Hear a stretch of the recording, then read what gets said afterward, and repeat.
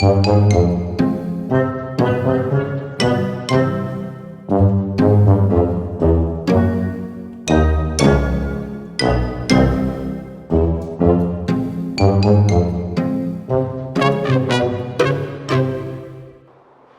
Charles Moman here.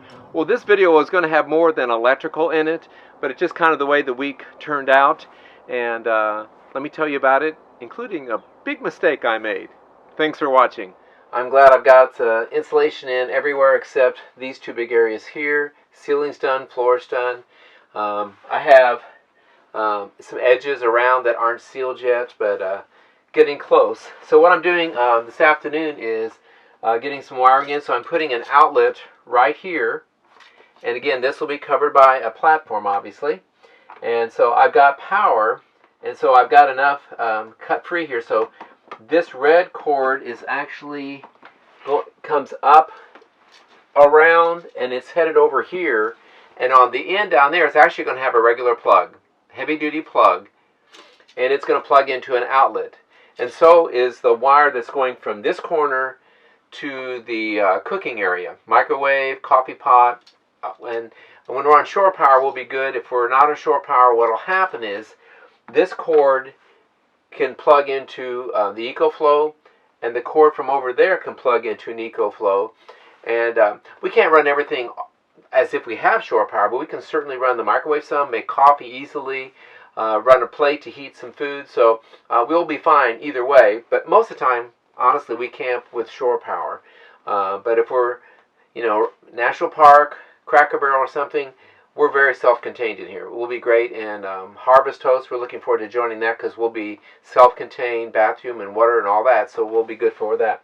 So this outlet's going to be here, and I'm thinking about putting a grommet on the front of this box so that if we needed to run something, we could just feed a cord into here and plug it in. I'm kind of thinking about that. I mean, I could piggyback and do an outlet out here, but I think I want to kind of keep the front nice and clean, so that's kind of where I'm going. So I've got the wires stripped here, and I'm not going to do a how-to wiring.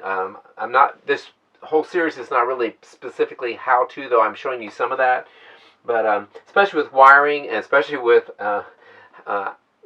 shore power wiring, I don't want to be responsible if you fry yourself. So I would just say do what I do and be careful, and I actually get stuff off the internet, even though it's been a while since I've wired, and you got to be careful and know what to do with the ground wire and how you do that when you connect them. Use a special wire nut, the whole. That's all I'm going to say. Look it up or find someone to do it for you. You won't have that much shore power wiring, so you might get a friend that's an electrician or get an electrician and just do this for you, or double check it. So let me show you up closer here, and then I'm going to finish this and get this heater turned back on. So here's a little closer look.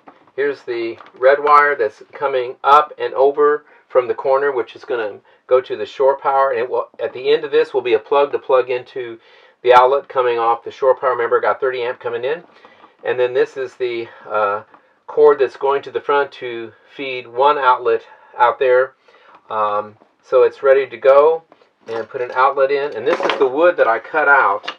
And what I'm thinking is I may cut part of this and just kind of fill that in, screw it in right there, and then this will be in a box, so that will work out well. And again, be really careful when you do the wiring on this, and make sure you do it all correctly and be safe. So I've got the this outlet wired again. Just remind you that it's in the middle of the wiring, so this one is sending. It's got a cord going to the front, and it's going to be piggybacked with an outlet there, and then this one it has a wire that goes up and over, and it will have a regular plug on the end of it to plug into the outlet over there. When we're on shore power, when we're not, I can switch it over to one of the Ecoflows. I use one of these little testers, south wire testers, and you plug it in, and if these two, on this one, if these 2 orange lights come on, that means everything's wired correctly. It's got a little chart on the back, and different combinations tell you if you've got the grounding wrong or whatever. So plug it in. By the way, I didn't mention this is stranded wire. They really suggest that in moving vehicles like this, you should not use regular standard wire. So I got the outlet put in over there, pieced in most of the wood that I cut out, put a piece of polyiso, and I'll get that all sealed off. And then today the job is to cut the holes for the 12-volt wires to come through. So I'm going to have the passenger side 12 volts come a hole here. I think I'll mount this, the fuse block here. It's a Blue Seas. A lot of people use it. The 12 volts coming from the driver's side will come from over here, so I can just plug them in right there. And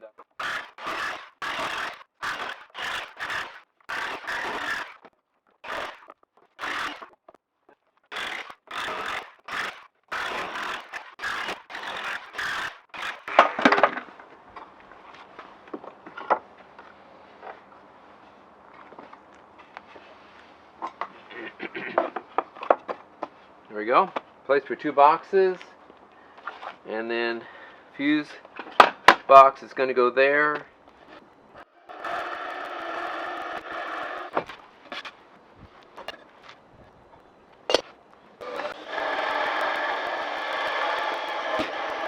If I can find some rubber grommet things, I'll put in there, but it'll be fine either way. So get this screwed on, and I think that's about all the damage I need to do to this, I think.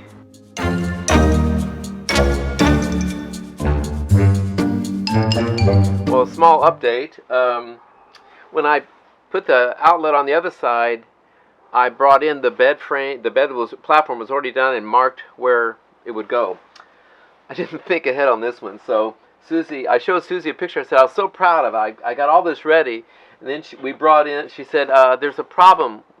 Here's an inside frame for the bed for this side, the platform, and look where everything is. These boxes are not going to work where they are. This hole's off. This is about the only thing that would work. So it's short anyway. So we're going to go to Home Depot and buy another 3/4 inch sheet of plywood. We have some left over, but nothing exactly big enough to do this. So yeah, I should have brought this in and marked it, and then I could have made everything work and fit in there perfectly. So there you go. Well, it's only Friday, so the week isn't over yet. But like I said, my plan was to get all this electrical done and get these frames around, and then I could close up these sides, and then we were going to go ahead and start putting the shiplap up there. And Susie's already got the cabinets painted and ready. I've already gotten wood for our countertops. But I was waiting because I bought this locally. I thought, it really doesn't make a difference. This is the 10 gauge 10 2 plus ground, but it's a solid, and you really don't want that in a moving vehicle or a boat. Even right here on a short run, it would eventually break. So I ordered from Amazon. It came yesterday. Some marine grade, same thing, but it's braided. Boy, it's thick stuff to work with, but I got it to work. I found out you should not put the inlet, install it like I did, and then do the wire. I remember reading something about it and just, no big deal. I should have wired it up, and then as we installed it, it would already been done. So it was a little tricky. Got it done though. This is a 15 amp ground fault, and after talking to a couple friends of mine, they suggested not to run a bunch of kitchen appliances at the same time, and I wasn't planning on doing that. But this Delta 1300 can run the coffee pot, it can run my microwave, it can run an induction plate, but not all at the same time. And even if I'm on shore power, I'm not going to overload the system. But if I do, it'll pop the breaker out there on the campground shore power. But I'm not going to do that. I'm going to be careful. So get plugs on these so that I can plug into this or into the outlet, shore power or Ecoflow power. So get the fuse block on there, run a tester, and get a multi-tester to check continuity with the wires and just make sure everything is running, and there we go.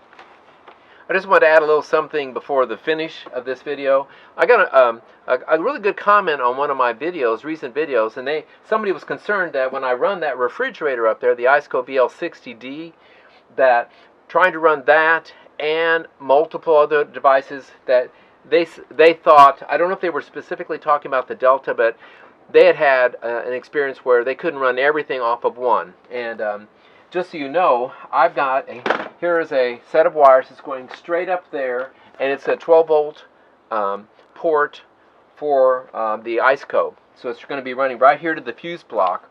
And then, so most of the time we camp with shore power.